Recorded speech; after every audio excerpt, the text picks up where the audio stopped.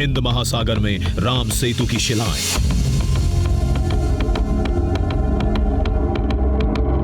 अरब सागर में महाबली हनुमान की गुफा,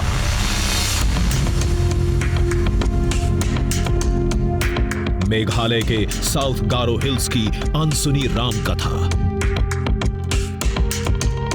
और ओडिशा के जंगल में गुम वनवास पथ के साक्ष्य।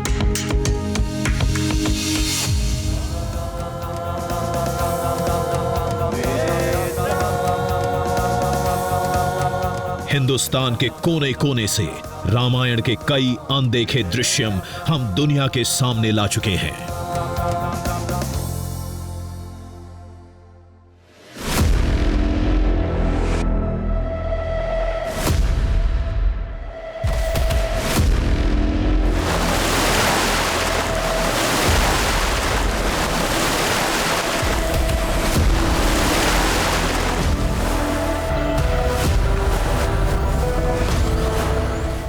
इस बार देखिए श्री राम का वो किला, राम और लक्ष्मण के बंधन की एक निशानी जो देश के दिल मध्य प्रदेश में है, फिर भी सबकी नजरों से दूर है। श्री रामचंद्र के वनवास से जुड़ी तमाम निशानियों के बारे में आपने सुना होगा, उनके बारे में आपने कई तस्वीरें, कई वीडियोस देखे होंगे, लेकिन आज का ये दृश्यम खास है क्योंकि ये राजा राम से जुड़ी निशानी का दृश्यम है। एक ऐसे किले का दृश्यम जिसकी रक्षा खुद बाघों की सेना करती है।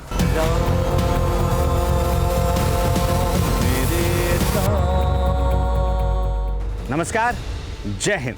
मैं हूं अक्षय विनोद शुक्ल आपके साथ और आज हम दाखिल हो रहे हैं बाघों के गढ़ में, यानी बांधवगढ़ में, जहां हम एक ऐसे दृश्यम की तलाश में हैं जिसे खोजना जितना मुश्किल है उससे कहीं ज्यादा, कई गुना ज्यादा मुश्किल है वहां पहुंचना, उस रास्ते को तय करना जो हमें सीधे उस किले तक लेकर जाएगा।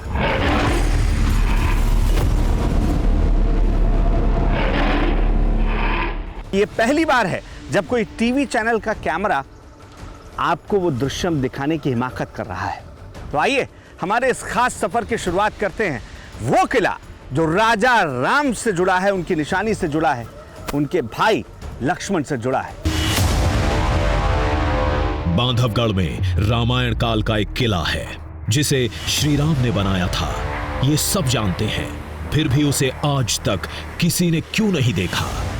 इसकी सच्चाई कुछ देर में आपके सामने होगी।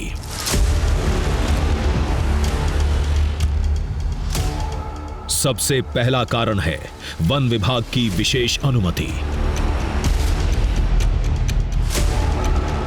वो किला जंगल के सबसे घने और खतरनाक इलाके में है। भगवान राम जब श्रीलंका में रावण का वध करके लौट रहे थे तो यहाँ पर उनने अपने भाई लक्ष्मण जी को यहाँ पर रोक दिया था, उन पर नज़र रखने के लिए कि श्रीलंका पे। तो चूंकि बांधव का मतलब भाई होता है, तो यहाँ पर उसी उद्देश्य से इसका नाम बांधवगढ़ हुआ है। और यहाँ पर किला में वहाँ पर ऊपर भगवान राम, लक्ष्मण और सीता मैया की वहाँ पर मंदिर भी है छोटा सा। हालांकि सुरक्षा कारणों से हम लोग विशेष परिस्थिति में उसमें अलाउ करते हैं, पर्यटकों को वहाँ पर अभी अलाउ नहीं है। बांधवगढ़ की वाइल्ड लाइफ पूरी दुनिया में मशहूर है। ये इलाका है बांधवगढ़ के बादशाह रॉयल बंगाल टाइगर का।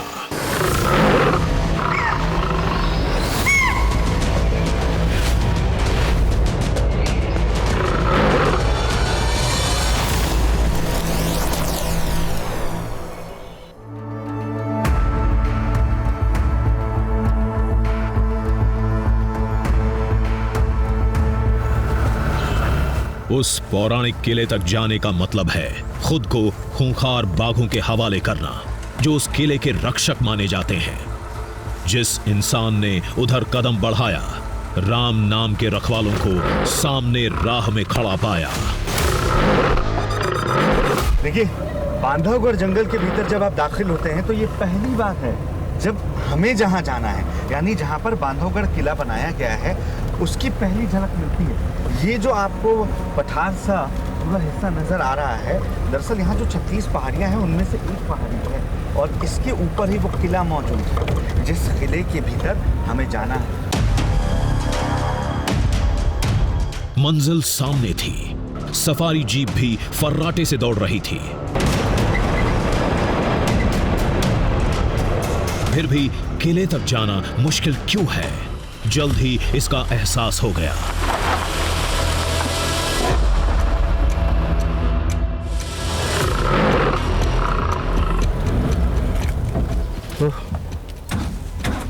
क्या हुआ सर? गाड़ी बंद हो गई। गाड़ी बंद हो गई? देखिए, स्टार्ट करिए। एक सेकंड, सामने देखिए, सामने हाथी सर, हाथी। हाथियों का झुंड है ये तो। 1 2 3 4 3 हाथी हैं इसमें बच्चे के साथ। जीप अचानक बंद हो गई। सामने हाथियों का झुंड था। झुंड में एक बच्चा था। बच्चे की वजह से हाथी आक्रामक मोड में रहते हैं। देखो, गाड़ी स्टार्ट करो। गाड़ी नहीं हो रही सर। गाड़ी स्टार्ट करिए, गाड़ी स्टार्ट करिए। हुई नहीं? सर बंद हो गई। नहीं,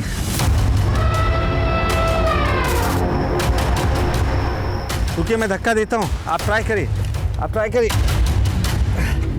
सर आ जाइए, आगे हाथी है।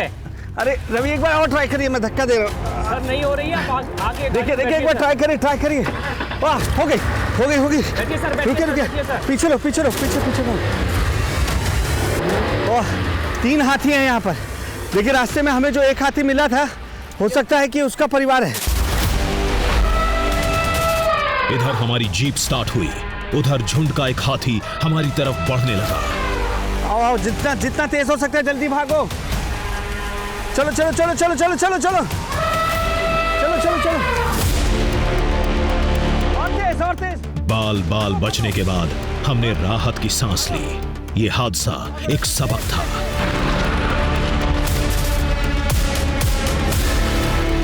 कुछ ऐसे खतरे लोगों को दुर्ग की तरफ जाने से रोकते हैं।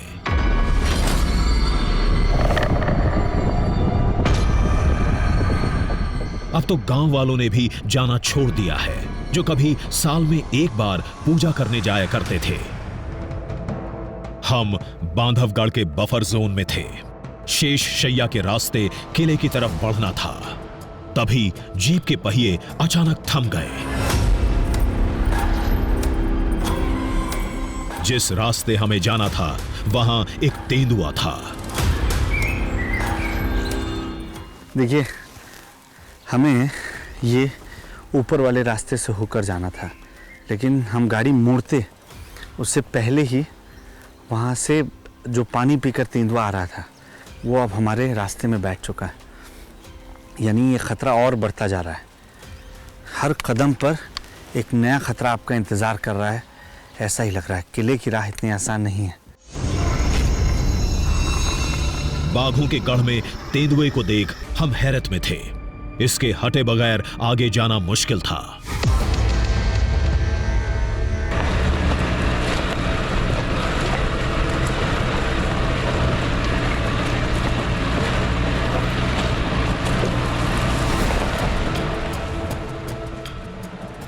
तेंदुए ने जब रास्ता दिया तो हम सीधे शेष शैया के सामने थे।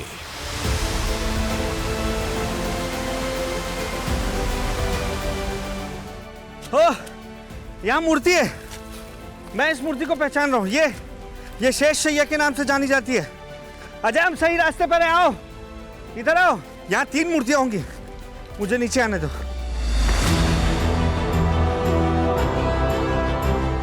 शेष शैया पर लेटे भगवान विष्णु की प्रतिमा अद्भुत थी। करीब 35 फीट लंबी, जिसके एक तरफ विशाल शिवलिंग है तो दूसरी तरफ ब्रह्मा जी की मूर्ति।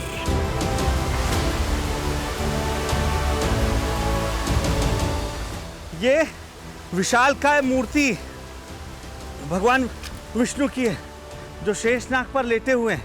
7 फन शेषनाग के नजर आ रहे हैं, और ये बिल्कुल इतनी विशालकाय है जिसका अंदाजा आप मेरे यहाँ खड़े होने के बाद और बखूबी लगा पा रहे होंगे। ये 35 फीट लंबी मूर्ति है। कहते हैं इस प्रतिमा को श्री राम ने बनाया था। कुछ इतिहासकारों ने इसे 10वीं सदी का बताया। मान्यता यही है कि 10वीं सदी में इसका जीर्णोद्धार हुआ था। बनाया श्री राम ने ही था। मुझे देखना है कि क्या ब्रह्मा की मूर्ति है यहाँ पर। इधर आना अजय, इधर आना। है ये देखिए, ये पेड़ की वजह से बेशक नहीं दिख रहा होगा, लेकिन यहाँ पर 2 सिर और तीसरा सिर यहाँ पर जो पेड़ की वजह से शायद क्षतिग्रस्त हुआ है, ये शायद ब्रह्मा जी की मूर्ति है। ये जंगल श्री राम का है, प्रतिमा श्री राम ने बनाई है और मूर्ति भी किसी और की नहीं, भगवान विष्णु की है। ऐसे में लोगों के लिए ये जगह अलौकिक बन जाती है। इसकी एक वजह ये कुंड भी है। ये कुंड आप देख रहे हैं, ये कुंड, इसका जल स्रोत यहाँ से आ रहा है, इन दीवारों से पानी रिसता हुआ आ रहा है, जिसके जरिए हम यहाँ तक पहुँचे हैं। अब ये कोई नहीं जानता है कि ये पानी कहाँ से आ रहा है, लेकिन हैरान करने वाली बात यह है कि ये पानी साल भर ऐसे ही निरंतर बहता रहता है। और ये जो कुंड है, इसका पानी कैसे नीचे जाता है वो आपको यहाँ नजर नहीं आएगा, लेकिन चूंकि ये विष्णु जी के चरण की तरफ से बहता हुआ जा रहा है, इसलिए इस पानी का नाम या इस जल का नाम चरण गंगा है।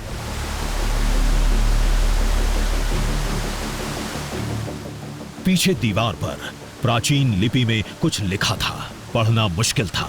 कुछ तो लिखा था यहाँ पर, शायद इस जगह की कहानी या रामायण से जुड़ी कोई नई बात।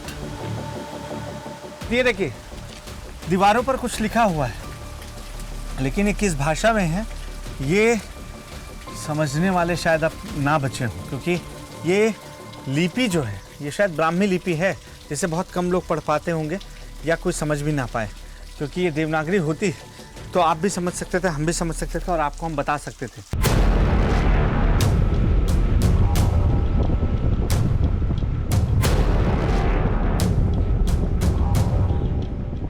किले की तलाश हमें कोर जोन की तरफ ले जा रही थी। कुछ सवाल थे जिनका जवाब हासिल करना था।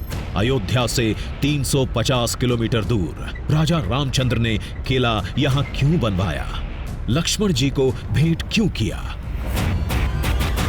हम अपने ही सवालों में गुम थे। तभी ड्राइवर रवि की एक चेतावनी ने चौंका दिया। काफ़ी ऊंचाई पे है वो, तो आप लोग पकड़ के बैठिएगा, और जब वहाँ पे चले तो कोई खड़े नहीं होंगे। क्या है कि खतरा बहुत है, जब आप देखेंगे वहाँ तो एकदम सीधी चढ़ाई है वहाँ जाने के लिए। खतरे की बात हो रही थी, आगे उसकी आहट भी मिल गई।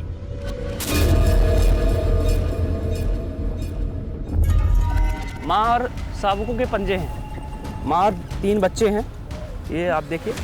तो इसीलिए बिना पूछे आप गलती से मत उतरिएगा, क्योंकि चारों तरफ बाघ हैं। पगमार्क बढ़ते जा रहे थे। ऐसा लग रहा था हम बाघों की मांद में जा रहे थे। तभी एक दहाड़ सुन हम कांप गए। वापस चला गया जंगल।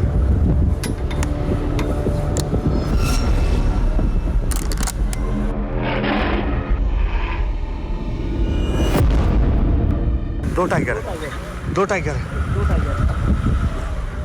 कहाँ है? फोकस करिए। ये देखिए टाइगर, ये देखिए टाइगर आ गया। ओह माय गॉड, ये हमारे रास्ते पर है। कुछ नहीं होगा। ये टाइगर हमारे रास्ते पर है और हमें इसी रास्ते से अब जाना है। अजय संभल कर देखिए, ये हमारी टीम के रास्ते पर किस तरीके से टाइगर।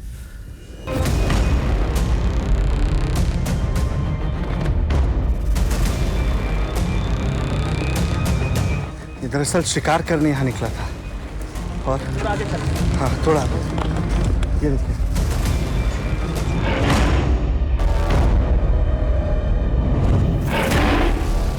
किले के हर रास्ते, हर मोड़ पर बाघ थे, मानो रास्ता रोके खड़े थे। पीछे देखिए, पीछे देखिए, पीछे देखिए। कहाँ? एक सेकंड, पीछे। ओह टाइगर, टाइगर। अजय पीछे देखो, पीछे। पीछे देखिए। एक सेकंड, ये बहुत बड़ा टाइगर है। ये तो फुल्ली ग्रोन है। ये कौन सी टाइगर है? ये किले वाली फीमेल है, जहाँ इस एरिया में पूरा एरिया किले का उसी का टाइग्रेस का एरिया तो अभी तो हम किले से बहुत दूर हैं हाँ, अभी तो। लेकिन वो किले में भी रहती है और नीचे भी रहती है। ओह, ये तो बहुत बड़ी है। ये तो ऐसा लग रहा है कि ये फुली ग्रोन मादा है। इसके साथ 3 शावक भी हैं। अच्छा, वो हो भी सकता है आसपास हो कि वो सकते भी हैं। कहीं पे हो, पीछे हो, शायद माँ के पीछे हो। इस किले के चारों तरफ तकरीबन 8 से 10 टाइगर हैं। यानी ये तो अभी एक ही मिला है। यानी ये जो कहा जाता है कि टाइगर उसकी रक्षा कर रहे हैं, ये गलत नहीं है? बिल्कुल सही है। इस किले की रखवाली ही बाघ कर रहे हैं ताकि कोई दूसरा यहाँ ना आ सके, इस पार्क के अंदर ना आ सके। हम भी कहां मानने वाले थे। हर बाधा को पार करके आगे बढ़ते गए, नहीं तो श्री राम की वो अनदेखी निशानी सामने कैसे आती।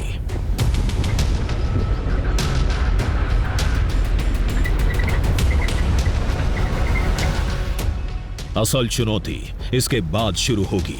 आगे का सफर हमें पैदल ही तय करना पड़ेगा। किले तक पैदल जाने का रास्ता नहीं है, जीप कहां से जाती। इसके बाद आपको मैं यहाँ छोड़ दूंगा और इस जगह पर? इस जगह पे अब ओके। आगे आपको अपना रास्ता खुद स्वयं ढूंढना पड़ेगा। तो ये जो इलाका है ये तो मुझे जंगल से घिरा हुआ। बच के रहिएगा, चारों तरफ बाघों का इलाका है। ड्राइवर रवि से जानकारी लेकर हम किले की तरफ बढ़े, जिसे श्री राम ने लक्ष्मण के लिए बनाया था। देखिए जंगल में कैसे आपका खतरा इंतज़ार कर रहा होता है। अभी मैं आपके सामने, लेकिन आपको नजर नहीं आ रहा हूँ। और ये इसी तरीके से कोई भी जानवर कहाँ छिपा है कोई भाप नहीं सकता। और बाघों का रंग इन पत्तियों से बहुत मिलता है। यही वजह है कि जब आप बाघों के गण में हैं, तब आपको हर कदम पर ज़रूरत से ज़्यादा सचेत रहना होता है।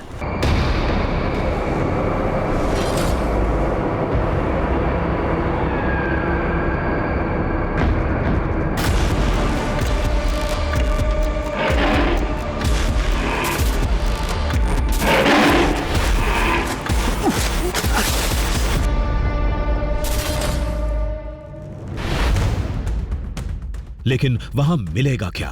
कोई खंडहर, कुछ अवशेष या पत्थर के चंद टुकड़े? ये हम भी नहीं जानते थे। किले के पास आदिवासियों का एक गांव है, शायद वहां कोई जानकारी मिले। पानी की धार ने इशारा किया, जरूर आसपास आबादी होगी। ये वही चरण गंगा की धारा थी जो शेष शैया से निकलकर पूरे बांधवगढ़ को सींचती है।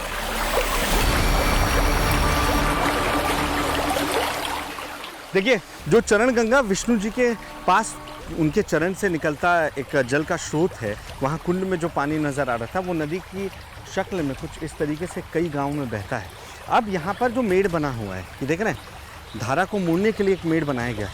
इससे मेरी उम्मीद बढ़ गई है कि आसपास कोई गांव है, और अगर आसपास कोई गांव है तो ये हमारे लिए सबसे अच्छी बात होगी, क्योंकि गांव के लोग हमें थोड़ी बहुत जानकारी कम से कम उस किले से जुड़ी दे सकते हैं, जिसके बारे में कहीं पे भी कोई ज़्यादा जानकारी आपको मिलेगी नहीं। और किला इस गांव से कितने दूर होगा, ये देखने वाली बात है।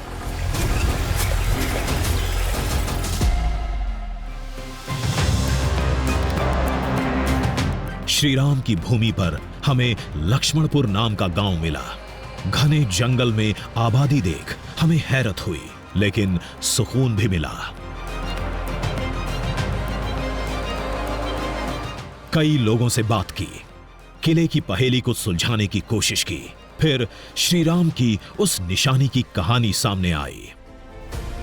अयोध्या का राजा बनने के बाद श्री राम ने लक्ष्मण के लिए एक किला बनवाया था, जहां से लक्ष्मण लंका पर निगाह रखते थे, क्योंकि लक्ष्मण जी को लगता था रावण का बदला लेने के लिए विभीषण अयोध्या पर हमला कर सकता था।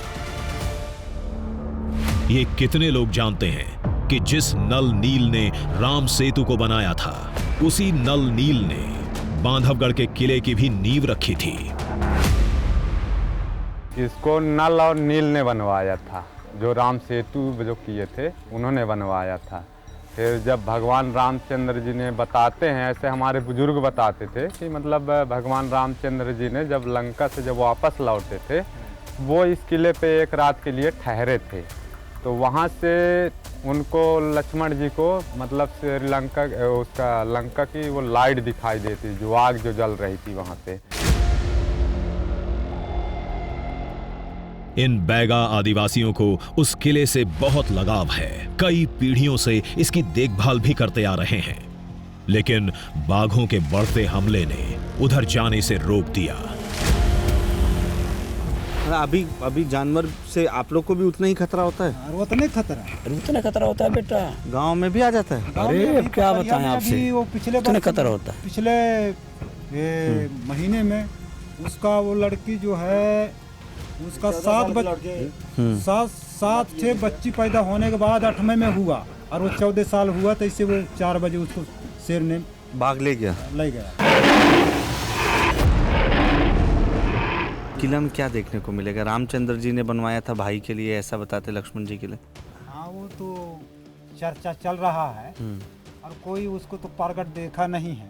एक अनुमानित बताया जाता है, जैसे रामलीला में कहीं ये राम है या सीता है या भगवान है, तो एक अनुमानित बताया जाता है। कोई देखा नहीं है, देखा नहीं है, लेकिन अनुमानित बताया जाए, उसमें प्रकट भी होता है, ऐसा कुछ बात नहीं है। हाँ, वहाँ अभी भी प्रकट होते हैं? हाँ दादा। और वहाँ मूर्तियाँ हैं? सब कुछ है वहाँ, आप चल के चढ़ के देखिए, तब फिर देखिए अब क्या बताएं। गांव वालों को अलविदा कह के हम आगे बढ़े।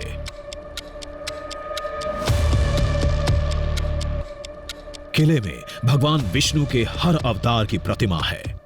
एक मंदिर है जहां श्री राम, मां सीता और लक्ष्मण जी रुके थे। एक चोटी है जहां से लक्ष्मण लंका पर निगाह रखते थे। गांव वालों ने यह सब बता दिया था, लेकिन किले की तस्वीर को पहली बार टीवी पर दिखाने का काम हमें करना था।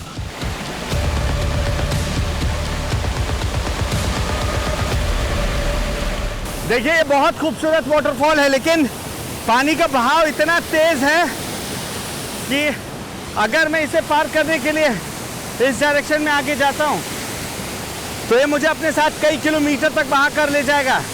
मेरा भी हाल इस लकड़ी की तरह होगा, जिसमें पता लगाना मुश्किल हो जाएगा। लेकिन इतना ज़रूर है कि यहाँ पहुँचने के बाद जो फुहारें आपके चेहरे पर पड़ रही हैं, ये आपको रिफ्रेश कर देती है। किले के रास्ते में ये एक ऐसा वाटरफॉल है जो किसी का भी दिल जीत सकता है, और ये भी अपने आप में एक दृश्यम है। यहाँ बहुत कम लोग पहुँच पाए हैं जहाँ इस वक्त मैं बैठा हुआ हूँ।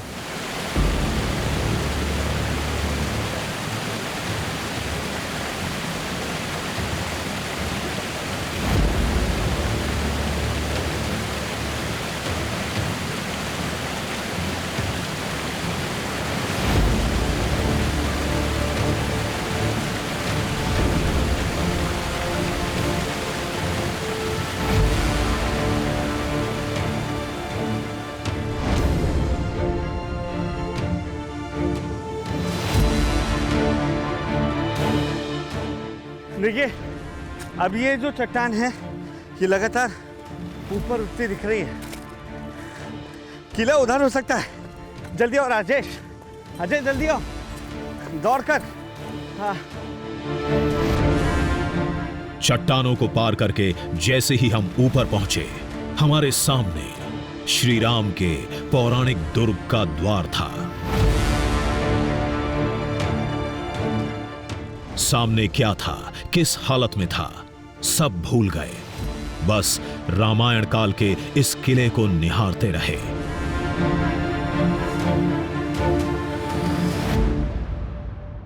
ओह, देखिए, ये हम बांधवगढ़ किले के प्रमुख द्वार पर खड़े हैं।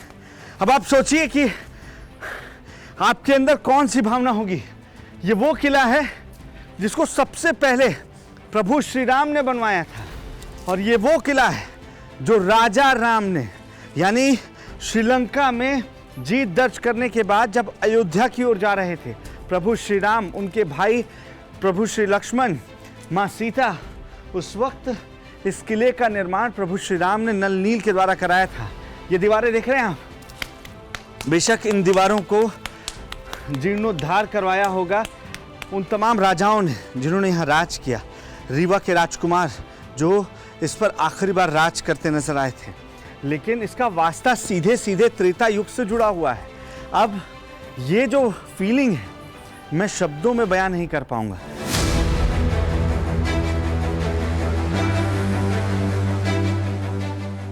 बेशक ये किला कई बार टूटा, कई बार बना, बाद के राजाओं ने इसका नक्शा भी बदला, लेकिन इस भूमि से लोगों की आस्था आज भी जुड़ी है, क्योंकि ये राजा रामचंद्र की धरा है। रामायण का एक साक्ष्य जो बाघों के खौफ तले आज तक जंगल में छुपा था। ये दृश्यम खोजने में हम कामयाब रहे। राम, श्री राम, राम। दुर्ग के प्रवेश द्वार के पास महाबली हनुमान की एक प्राचीन मूर्ति मिली, जो एक प्रहरी की तरह मुख्य द्वार के सामने खड़ी रहती है। देखिए, इसमें महाबली हनुमान जी की आकृति उकेरी गई है और ये बेहद पुरानी नजर आ रही है मूर्ति, क्योंकि ये चट्टानों को काटकर उसमें ही आकृति उकेरी गई है। इसमें कोई जोड़ आपको नजर नहीं आ रहा है। और ये देखिए कि बेशक यहाँ पर ये जो हिस्सा रहा होगा मंदिर का, ये अब खंडहर में तब्दील हो गया है, लेकिन जब लोग आते हैं तो उन्होंने हनुमान जी के प्रति अपनी आस्था दिखाते हुए इसमें बंधन लगाया ज़रूर है।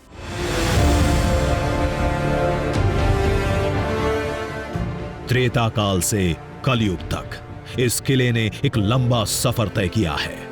1617 तक किले पर बघेल शासन की रौनक थी। बाद में इनकी राजधानी रीवा हो गई।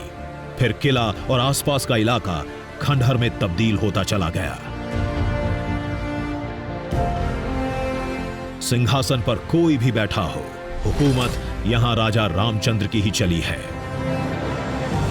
कभी कहानियों में तो कभी इन निशानियों में।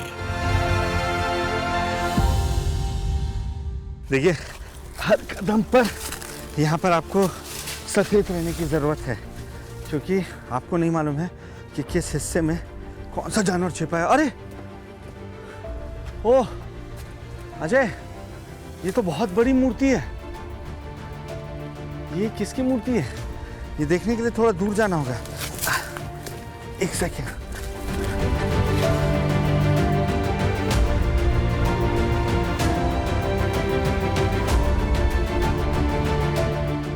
इस भव्य प्रतिमा ने हमें लाजवाब कर दिया था। ये भगवान विष्णु के वामन और वाराह अवतार का मिला-जुला रूप था। अब इस मूर्ति को समझ पाना थोड़ा मुश्किल हो सकता है, लेकिन जो पहली नज़र में नज़र आ रहा है कि विष्णु जी का जो अवतार थे, जो वामन अवतार थे, 5वां अवतार थे, ये शायद उनकी आकृति को उकेरा गया है। बेशक इनका जो मुख है वो वाराह अवतार से मिलता जुलता है, लेकिन आप देखिए कि राजा बलि से जब 3 कदम ज़मीन मांगी गई थी और पहली ही ज़मीन में जब उन्होंने देवलोक को नाप लिया, दूसरी ज़मीन में जब उन्होंने पूरी धरती को नाप लिया और उसके बाद तीसरा कदम रखने के लिए उनके पास जब जगह नहीं बची थी, तब उन्होंने राजा बलि के सर पर रखा था, क्योंकि राजा बलि वचनबद्ध थे। राम,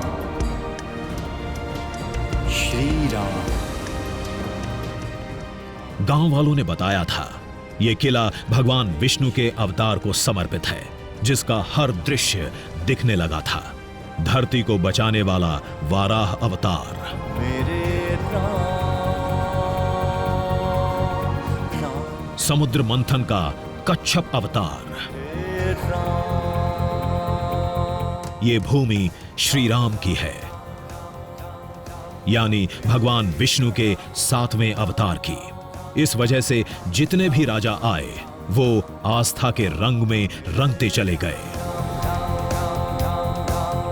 देखिए, मैं हैरान हूं, क्योंकि हर कदम पर ये किला आपको चौंकाता है और मुझे भी ये मंदिर का स्ट्रक्चर देखकर ये समझ नहीं आ रहा कि यहाँ ऐसे कितने मंदिर या कितने स्कल्पचर्स छिपे हुए हैं।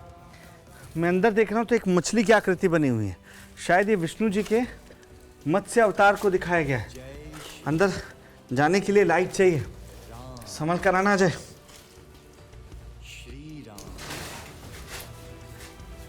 देखिए यहाँ मक्खियाँ भरी हुई हैं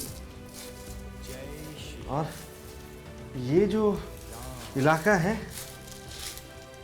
ऐसा लग रहा है कि जैसे आसपास किसी पानी में मछली रखी होती है तो वहाँ से जैसी गंध आती है, बिल्कुल वैसे ही गंध यहाँ पर आ रही है। अरे अजय अंदर आना, इसमें कुछ लिखा हुआ है, इसमें किसी भाषा में लिखा है, शायद ये पाली है। राम, जय श्री राम।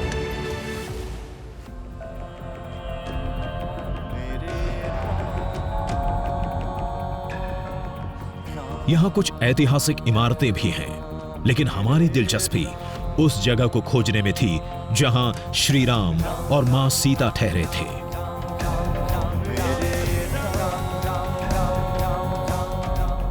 जहां से लक्ष्मण लंका पर निगाह रखते थे। ये राम मंदिर उसी पौराणिक जगह की पहचान है। राम,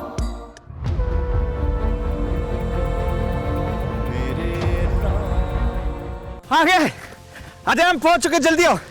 देखिए आखिर हम उस मंदिर में पहुंच चुके हैं जो बांधवगढ़ किले में सबसे ऊपर मौजूद है, जहां आज तक कोई नहीं पहुंचा। ये वही मंदिर है जिसके लिए कहा जाता है कि बाघ इसकी रक्षा करते हैं और ये जंगली जानवरों का बसेरा है, एक तरीके से आप कह सकते हैं। आसपास कब कौन सा जानवर आ जाए ये कोई नहीं जानता है, लेकिन लोगों की आस्था इस मंदिर के हर एक पत्थर पे बसती है, क्योंकि लोगों का मानना है ये सिर्फ भगवान श्री राम का, उनके भाई लक्ष्मण जी का या माँ सीता का मंदिर बस नहीं है। यहाँ आज भी राजा राम बसते हैं, वो राजा राम जिन्होंने बांधवगढ़ अपने भाई को देते हुए उन्हें बांधवाधीश की उपाधि दी थी।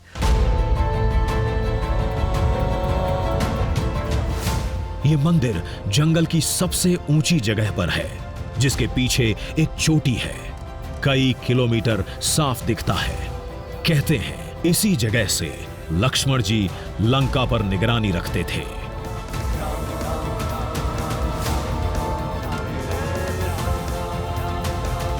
देखिए अपने इस सफर की शुरुआत के पहले हमने आपसे ये वादा किया था कि आपको वो दृश्य दिखाएंगे जो इससे पहले भारतीय टेलीविजन में आपने कहीं नहीं देखा होगा, क्योंकि मैं जहां खड़ा हूं यहां पहला कैमरा कोई टेलीविजन का पहुंचा है तो वो TV9 भारतवर्ष का है, टीम दृश्यम का है। और मैं जिस जगह पर खड़ा हूं ये वही जगह है जिसकी वजह से लक्ष्मण जी बांधवाधीश कहलाए थे। और यहाँ से दक्षिण की दिशा में वो जब नजर डालते थे तो माना यह जाता है कि अपनी दिव्य दृष्टि से वो श्रीलंका को देखते थे और श्रीलंका में किस तरीके से राजपाट चल रहा है इस पर नजर रखने के लिए लक्ष्मण जी यहीं पर रहने का फैसला कर चुके थे। और यही वजह है कि ये किला श्री राम ने उन्हें अपनी तरफ से दिया था, गिफ्ट किया था आप कह सकते हैं। अभी जब आप यहाँ पर खड़े होते हैं और नजर डालते हैं तो आपको सिर्फ और सिर्फ चारों तरफ खाली मैदान नीचे नजर आ रहे हैं।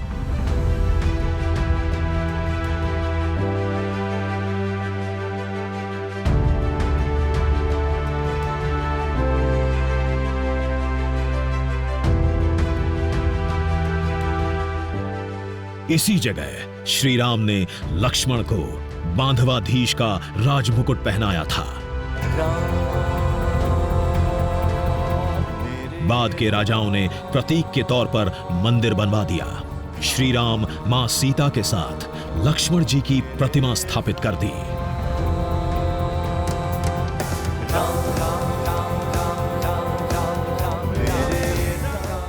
देखिए ये जो मंदिर है ये बांधवगढ़ के देवता का मंदिर है, यानी बांधवाधीश, यानी भगवान राम जी के भाई लक्ष्मण जी का ये मंदिर माना गया है।